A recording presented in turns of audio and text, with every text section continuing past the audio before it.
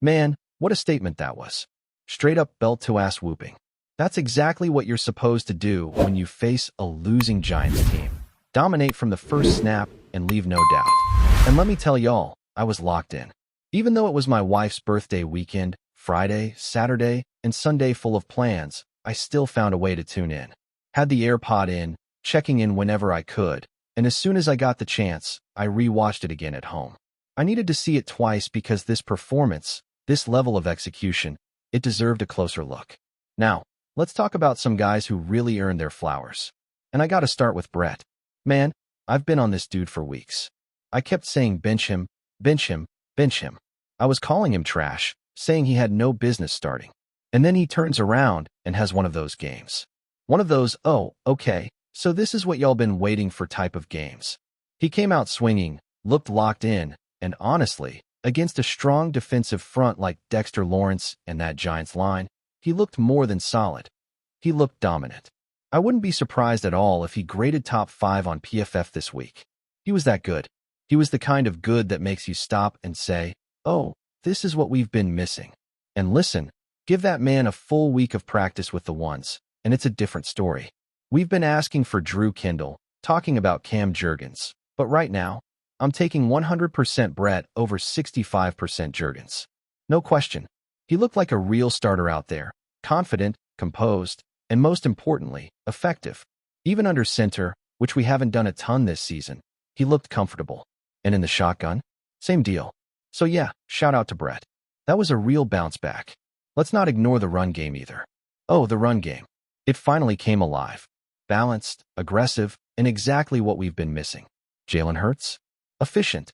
He didn't have to throw for 300 yards because he didn't need to. 15 completions on 20 attempts, just under 200 yards, but 4 touchdowns. That's efficiency. That's control. That's leadership. I said 2 weeks ago, and I'll say it again, Jalen Hurts needs to be in the MVP conversation. I was laughed at, people told me to pump the brakes, but look at the numbers. Look at the efficiency. Outside of that one bad game against the Giants, Hurts has been surgical, quietly elite. And now that we're stacking wins again, suddenly the national conversation is starting to shift. Hey, maybe Hurts really is a top 5 MVP guy. Yeah, no kidding. Now let me talk about this backfield, because we finally made the change we needed. Tank Bigsby. Listen, I was never against Tank as a player. My problem was with the usage. Why draft the guy if you're not going to use him? But finally, the coaching staff woke up. They saw what we all saw. This personnel needed a shakeup. Tank is RB2? Yes. Will Shipley to kick returns? Yes. And that switch paid off immediately. Shipley looked electric on special teams, routinely setting us up near the 40-yard line. That kind of field position changes everything. But Tank was a straight-up bulldozer. He had, 9 or 10 carries. Over 100 yards. That's over 10 yards per carry. And these weren't soft, easy yards. He was dragging defenders, bouncing off hits, pushing piles. He was violent. He was physical. He looked like a guy hungry for more touches. That's what I've been waiting to see. You give that man more volume, and this offense opens up in ways we haven't seen all season. So shout out to the coaching staff for adjusting the rotation. That was a necessary move, and it worked to perfection. And since we're on the topic of young players stepping up, let's give some love to Khalil Ringo. Look, I was skeptical. First time around, he got bullied. He looked out of place, he looked unsure. But this time, different story. He wasn't targeted much, and when you don't hear a corner's name, that's usually a good thing. He had one shaky moment, but overall, he held his own. Playing opposite Quinyon Mitchell seemed to elevate his confidence. That pairing actually worked. Ringo looked solid, composed, not panicked. And if we're being honest, when Adoree Jackson gets back, I think that's the rotation to watch. But for now, Ringo stepped up and delivered. He didn't get bullied this time. He stood his ground. Props to him. And credit to the coaching staff again, especially Vic Fangio, for adjusting the game plan. First time around, too much man coverage. They underestimated Jackson Dart's legs and got burned. This time, way more discipline, better reads, containment, and it worked. That's what adjustments are supposed to look like. Now I can't leave out Kevin Patullo. I've been hard on him. Real hard. And fair enough, he deserved it. But this week, that man was in his bag. That's how you call a game. It wasn't just the pass game looking crisp. We saw screens, tosses, outside runs, play action, under center sets. It was diverse. It was smart. It was aggressive. He kept the Giants guessing all game. Even used Fred Johnson as a tight end too. Yeah, you heard me right. An offensive lineman stepping in as TE2. That's creative. That's problem solving. Grant Calcaterra and E.J. Jenkins weren't blocking. So what do? Throw in a lineman who will. Simple, effective, and smart. And hey, they even threw the ball with Fred in the game. Loved it. You want balance? This game had balance. You want red zone dominance? Dallas Goedert, once again, delivering. He's been Mr. Automatic down there. Between him, Devonta Smith, who quietly had over 80 yards, and Jahan Dotson, who's that patient, vertical threat. This passing game finally feels layered again.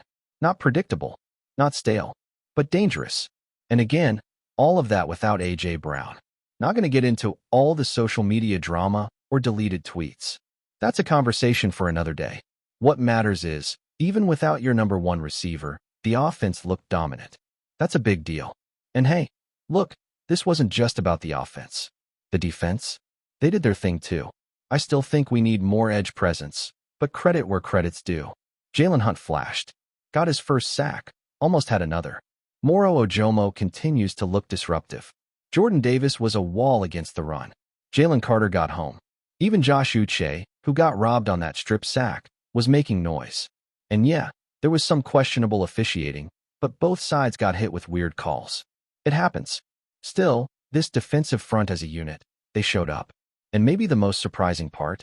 Nakobe Dean outsnapped Jair Brown. I was shocked. But you know what? He played well. He was all over the field. His one weakness is still in coverage, especially in obvious passing downs. And that's when you want Jair Campbell on the field instead. But overall, Dean looked the part. And Jair almost got a sack himself, holding on to Dart's leg for dear life. That duo might end up being special if the rotation is managed correctly. So let's keep going because there's a lot more to unpack from this game. Like I said, the defense showed up in a major way, but not everything was perfect, and there are still spots where this team needs to tighten up. Reed Blankenship is one of them. I've been critical of him all season, and that hasn't changed after this game. It's not that he's terrible, it's that when he's asked to be the guy, like the true number one at safety, it doesn't work. He's fine as a complementary piece, but when you isolate him, when you ask him to hold the back end by himself or make big coverage reads, it just doesn't hit. Go back to when he was playing next to C.J. Gardner-Johnson. He looked solid, played his role. But now, with Makuba, or when he's on his own, you see the holes in his game. I don't mean this as disrespect, it's just reality. He's more of a Robin than a Batman. Every defense needs those glue guys, but I don't see him as someone you build around. Maybe you keep him on a team-friendly deal down the line, but cashing out on Reed as a top-tier safety? I'm not seeing it. Still, as a unit, the defense did what it had to do. The front seven controlled the line of scrimmage. The edges played better than they have in weeks. The linebackers flowed to the ball. And even the secondary, with all the question marks coming in, held it down. Keely Ringo had a solid day, and we already talked about how important that was, especially with Adoree Jackson still out. Reed struggled in parts, but the system worked well enough around him to mask some of the weaknesses. It wasn't a perfect performance by any stretch, but when you come out with a win like that, you take it. And let's not pretend like this wasn't a huge win. You needed this one going into the bye. After dropping a couple games, the momentum was shifting, the fan base was tense, the media was circling, and you come out and put up a performance like this? That's how you silence the noise. That's how you remind everyone you're still in the driver's seat.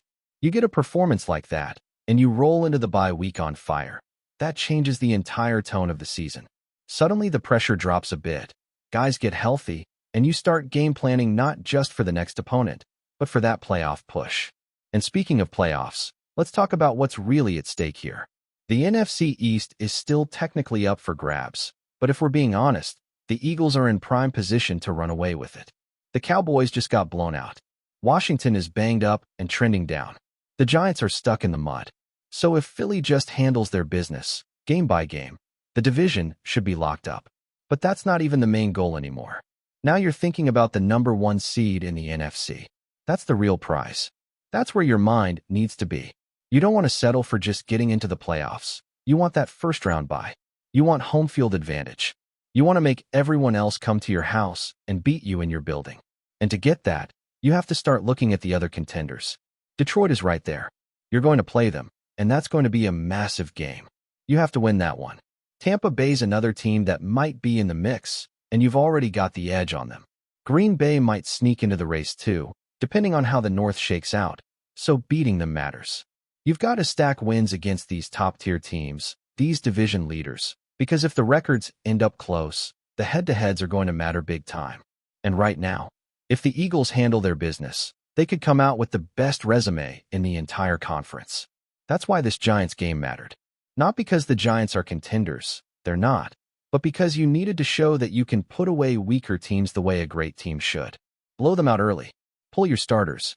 Rest your stars. That's how you're supposed to win these types of games.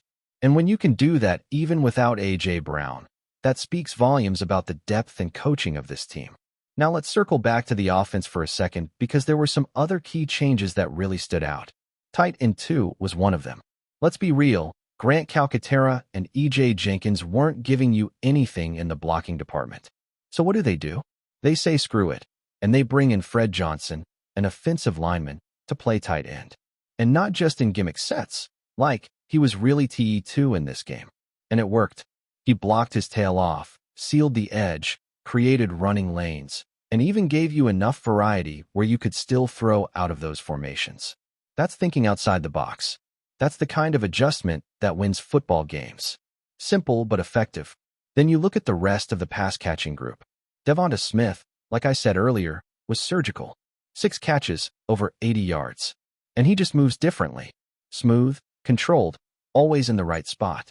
Jahan Dotson had a big catch and continues to show that he can stretch the field vertically. Dallas Goedert continues to be a monster in the red zone. And even the depth guys stepped in and held it down when needed. There's a rhythm forming again. There's chemistry coming back. And this is happening without the number 1 receiver on the field. FlyEaglesFly News family, smash subscribe and hit like. Your support keeps the freshest Philadelphia Eagles updates flying in. Drop your take in the comments, and let's talk birds. The NFL world is buzzing with whispers that could redefine the landscape for the upcoming clash between the Minnesota Vikings and the Philadelphia Eagles. Sources close to the league suggest that an unprecedented punishment is under consideration, one that might dramatically affect roster decisions, game day strategies, and the very balance of power between these two NFC heavyweights.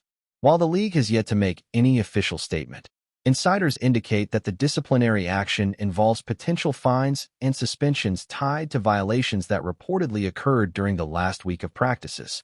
Though details remain murky, speculation points to infractions involving sideline conduct and unauthorized communications, areas the NFL has recently cracked down on. For the Vikings, the timing could not be worse. Coming off a string of high-intensity games, the team relies heavily on its star players to maintain momentum. Any suspension or significant fine could disrupt the rhythm that coach Kevin O'Connell has painstakingly cultivated. Sources claim the locker room is already abuzz with tension, and players have been spotted holding emergency meetings to prepare for any scenario. Philadelphia, meanwhile, may see a strategic windfall if the rumors materialize. Eagles fans are quietly hopeful that the potential punishment could tip the scales, giving their team an edge in what is expected to be a closely fought contest. Analysts are already debating how the Eagles might exploit the situation, predicting shifts in defensive schemes and possible changes in play calling designed to capitalize on any weakened Vikings positions. The NFL, known for issuing punishments that ripple far beyond a single game, has traditionally moved cautiously. But sources suggest that the current case is being treated with unusual urgency, possibly to send a message to all teams about the boundaries of conduct and competitive fairness. If confirmed, this could set a new precedent in league discipline. As fans speculate and social media ignites with theories, one thing is clear. The Vikings-Eagles matchup, already one of the most anticipated games of the season, now carries an extra layer of intrigue. Whether the rumored punishment comes to pass remains uncertain, but the mere possibility has cast a shadow over preparations, turning what should be routine pre-game strategy into a high-stakes chess match. Stay tuned, because this story could explode at any moment, and when it does, It might just change everything about how we watch the Vikings and Eagles clash. That's a wrap from FlyEaglesFly News. If you want the fastest Eagles updates, subscribe, drop a like, and turn on the bell. Sound off in the comments. Let's talk birds.